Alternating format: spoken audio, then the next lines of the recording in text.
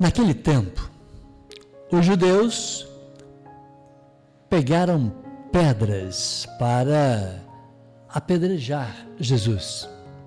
E ele lhes disse: por ordem do Pai, mostrei-vos muitas obras boas. Por qual delas me quereis apedrejar? Os judeus responderam: não queremos te apedrejar por causa das obras boas, mas por causa da blasfêmia, porque sendo apenas um homem, tu te fazes Deus. Jesus disse: acaso não está escrito na vossa lei? Eu disse: vós sois deuses. Ora, ninguém pode anular a Escritura, se a lei chama deuses as pessoas às quais se dirigiu a palavra de Deus. Por que então me acusais de blasfêmia, quando eu digo que sou filho de Deus? Eu, a quem o Pai consagrou e enviou ao mundo. Se não faço as obras do meu Pai, não acrediteis em mim. Mas, se eu as faço, mesmo que não queirais acreditar em mim, acreditai nas minhas obras, para que saibais e reconheçais que o Pai está em mim e eu no Pai. Outra vez procuravam prender Jesus, mas ele escapou das mãos deles. Jesus passou para o outro lado do Jordão e foi para o lugar onde antes João tinha batizado e permaneceu ali. Muitos foram ter com ele e diziam: João não realizou nenhum sinal, mas tu, o que ele disse a respeito desse homem é verdade. E muitos ali acreditaram nele. Palavra da salvação.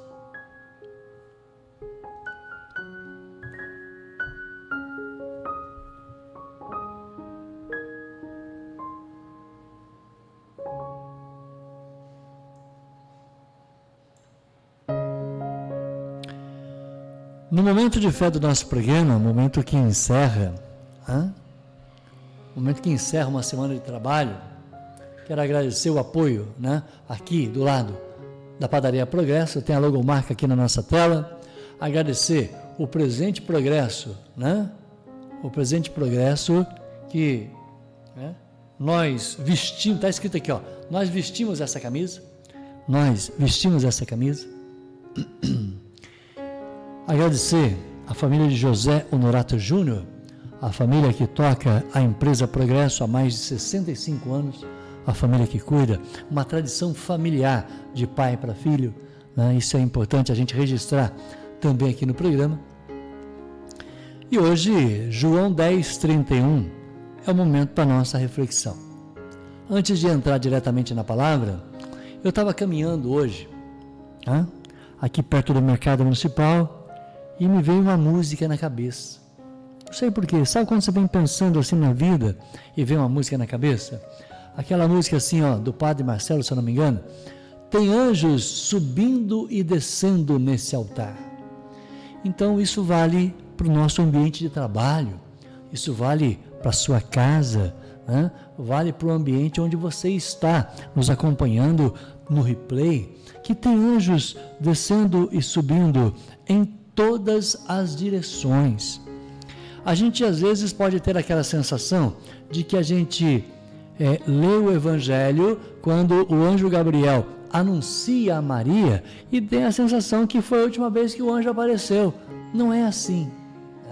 Então os anjos de Deus continuam trabalhando, continuam cuidando de cada um de nós. Então é muito gostoso você imaginar essa cena de que tem anjos subindo e descendo a todo momento, e vindo de todas as direções. São anjos que cuidam de cada um de nós. Eu sou um cara que eu tenho uma fé muito grande em anjo da guarda.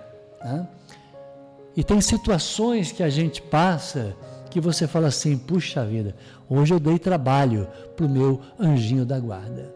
Né? Tem dia que a gente é um pouco mais exagerado e a gente dá trabalho para o anjo da guarda. Portanto, cabe a cada um de nós facilitar um pouquinho, né, o trabalho do anjo da guarda, porque, né, tem pessoas que quando assumem o volante de uma moto, né, o volante de um carro, né, eles têm a sensação de que, né, a sensação que são super-heróis, né, que tem asas, e a coisa não funciona desta maneira. Não é isso?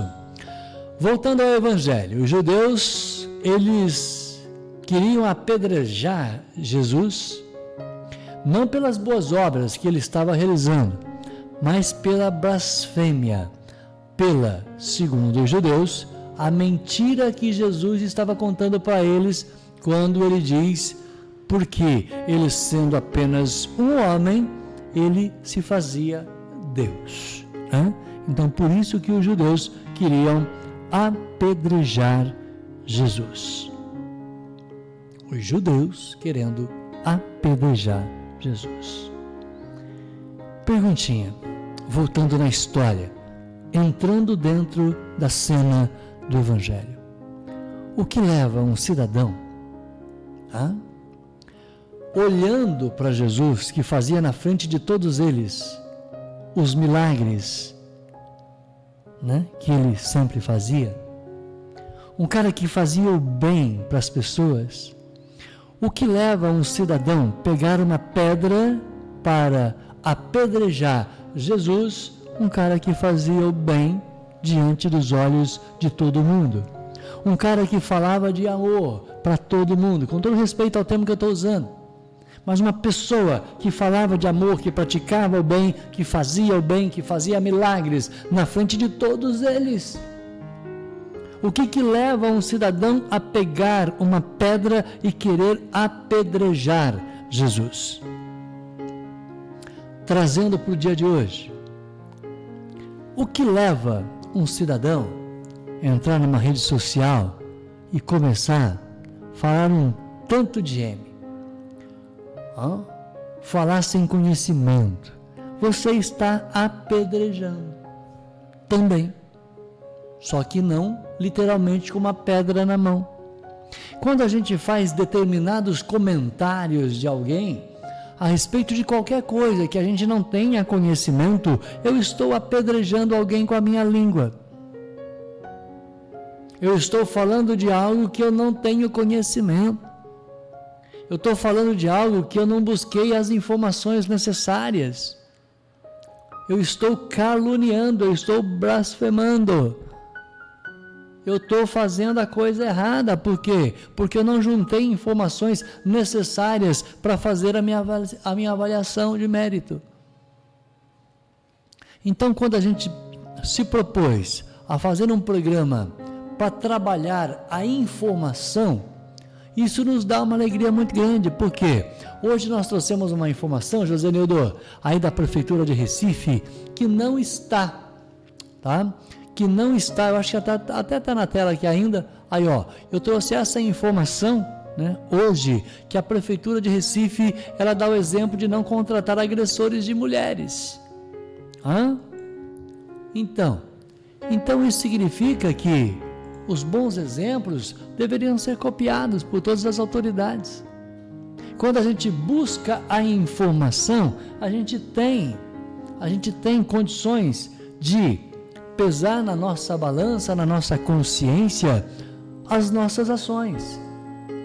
E Deus nos dá algo muito legal e que popularmente, alguns chamam de juízo, outros falam que é um desconfiômetro. Nós precisamos usar o desconfiômetro nas nossas ações. Se eu vou fazer algo, será que eu não vou prejudicar alguém com a minha fala, com as minhas atitudes, com as minhas ações? Então eu tenho que pesar na balança. Eu tenho que botar o meu desconfiômetro para funcionar, para não querer jogar pedra em alguém sem conhecimento. Esses dias houve aí um fato policial na nossa cidade que 5 minutos depois, a rede social estava falando todos os motivos, né, para que o crime pudesse acontecer, ou ter acontecido. Agora, é uma investigação mega rápida. 5 minutos depois já está todo mundo sabendo o fator, né, a causa-morte. A hora que a minha esposa falou, eu falei, está muito cedo, está muito precipitado. Não é assim que a polícia trabalha. Existe um processo de investigação, né? Existe um processo de investigação que vai, né, apurar a causa do crime. Aí as pessoas vão para a rede social e já dão todos os motivos, todas as razões. E o pai que está lendo tudo isso? E a mãe que está lendo tudo isso? E os familiares que no momento de dor ainda tem que conviver com essas informações de internet que, né, são informações questionáveis. Então nós temos que ter responsabilidade naquilo que nós estamos fazendo e especialmente no respeito ao próximo. Isso é ser cristão. O próprio Cristo nos ensinou. Amar a Deus sobre todas as coisas, com toda a intensidade, e ao meu próximo como a mim mesmo. Então eu preciso me respeitar, tá? Nas minhas informações, na minha limitação de informações, para que eu possa não prejudicar o meu irmão. Isso é bíblico, é amar ao meu próximo. Como é a melhor maneira de amar o meu próximo, Vilas Boas? Eu pagar uma para ele beber junto comigo num boteco? Pode até ser, na sua opinião, na minha não é. A melhor maneira da gente amar ao próximo é respeitar esse próximo. Esse próximo, ele tem a sua individualidade. Ele tem uma maneira de pensar diferente de você. Ele tem atitudes e comportamentos diferentes da sua cultura. Eu não penso igual pensa o menino Josenildo que está lá me ouvindo lá no Nordeste. Eu tenho que respeitar as diferenças. Eu não penso como, né, a Silvana está me ouvindo lá na Santa Rosa. Por exemplo, 2 exemplos de pessoas que sempre estão presentes aqui no momento de fé. Eu não posso conversar com alguém, e falar, tem que ser assim. Não. Eu não posso impor a minha vontade na vida de ninguém. E tem pessoas que têm com a gente um relacionamento imperativo. Não é um relacionamento imperativo. Troca, troca a palavra para interativo, é quase igual. Imperativo é quando você impõe a sua vontade. Interativo é quando existe, né, um diálogo, é quando a gente senta na mesa e conversa. Marquinhos, por que você está falando isso? Não sei. Tem coisas que a gente fala aqui, né? Não querendo ser repetitivo, mas colocando a imagem da minha cadeira. Eu sempre coloco a imagem da minha cadeira. Eu não estou sozinho. Eu nunca estive sozinho. A verdade é que eu caminhei por lugares que eu não deveria ter caminhado. Eu tive atitudes que eu não deveria ter feito estas atitudes. Eu deveria ter pensado um pouco melhor. E hoje a gente paga as consequências de atitudes impensadas.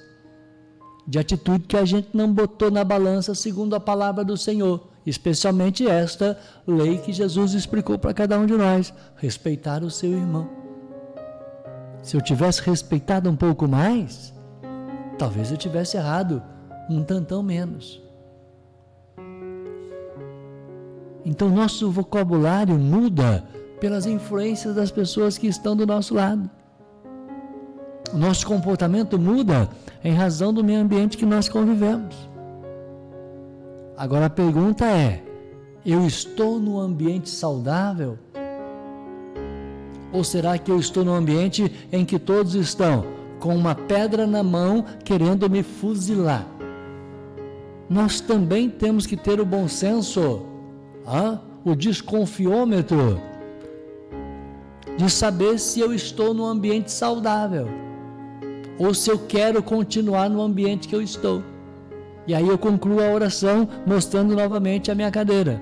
Tem coisas que a gente fala aqui que você pode se perguntar: Marquinhos, por que você está falando isso? Eu não sei. A gente, quando abre a nossa oração da família e o evangelho do dia, que eu não preparo antes, eu não busco comentário de terceiros, não, a gente abre a tela, abre a câmera e abre o nosso coração, abre o nosso microfone, a gente abre a nossa vida, para que Deus possa agir nela. São palavras do Espírito Santo que brotam na minha boca, e eu rezo para que Ele não me deixe sozinho para eu falar besteira. Tem hora que a gente vai falando, que muito fala, dá bom dia para cavalo. Eu tenho que deixar uma mensagem positiva, mas eu peço muito a Deus: Pai, me dê uma oração da família bem legal, me dê a sabedoria das palavras. O Espírito Santo que existe em mim, ele é garantidor de que a gente está falando algo que pode mudar a sua vida, especialmente mudar a minha. O primeiro efeito da minha palavra é na minha vida. Se eu falo alguma coisa que eu não acredito, eu estou sendo o quê? Hipócrita. Não adianta eu falar alguma coisa que eu não acredito. Se você comparar o futebol com a religião, dá uma comparação? Dá. Ontem eu falei com o meu amigo Juninho, passei na loja dele, cumprimentei ele, só para você ter uma ideia. Ele falou assim: pô, Marquinhos, o Flamengo perdeu no Maracanã, cara, porque timinho da Argentina. Eu falei: rapaz, não estou preocupado com o time da Argentina, não. Nós vamos lá na Argentina e vamos ganhar deles lá dentro. A gente tem time para isso. Só que quando a gente entra de salto alto, a gente paga a conta. Isso é o exemplo do futebol que você traz para a sua vida. Quer um outro exemplo do futebol que você pode trazer para a sua vida em oração? Antes dessa derrota no Maracanã, todo mundo falava que Felipe Luiz é a seleção brasileira. Uma P de uma sacanagem com o técnico do Flamengo. Só porque ele perdeu um jogo, já não é mais seleção, já não é mais bom, já estão querendo demitir o cara por um jogo que ele perdeu no Maracanã. Pô, tá de brincadeira comigo a torcida do Flamengo, ué? Que torcida é essa que só apoia o cara na vitória? Cadê a torcida do Flamengo que só estava apoiando o Felipe Seleção na época da vitória? Ele perdeu uma, agora já não vale nada, o trabalho está ruim, está uma porcaria. Que torcedor é esse? A gente tem que se perguntar. Se ele era bom só quando estava ganhando, agora ele perdeu um, ele não presta mais? Tem que ser demitido? Traz isso para a sua vida agora. Você tem um amigo que faz um tantão de coisa para você. Um tantão. Só que tem um dia, ele está com uma taxa de aproveitamento de 90%. Aí naquele dia que você precisava daquele favor, hoje não consigo te ajudar, cara. Aí o cidadão vai embora, nunca mais fala com você. Ou seja, o seu 90% de aproveitamento não vale nada. O que valeu para ele é aquele favorzinho que você não fez para ele. Ele foi embora, nunca mais olhou para a tua cara. Deixa que vai. Isso é livramento. Pessoas que ficam com você para que sejam atendidas em todos os interesses dela, não são amigos de verdade. Está na hora de dar uma peneirada aí, voltando para o futebol. Então o torcedor de verdade é aquele que apoia o técnico Felipe Luiz aí, quando ele perdeu no Maracanã. É agora que ele precisa de apoio. A torcida foi lá e vaiou. Tinha que cantar o nome do cidadão para ele falar: a torcida está comigo. Então o torcedor que só apoia na vitória precisa rever o teu conceito. Aquele amigo que só está com você pelos interesses dele,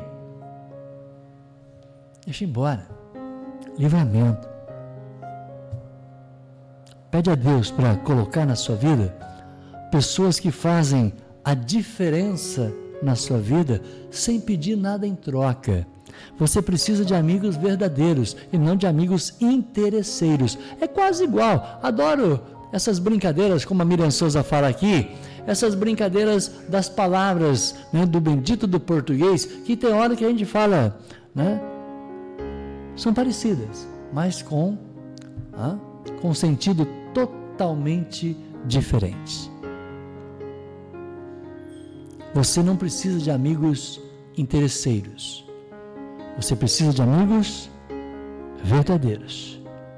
E o verdadeiro amigo, ele não te cobra.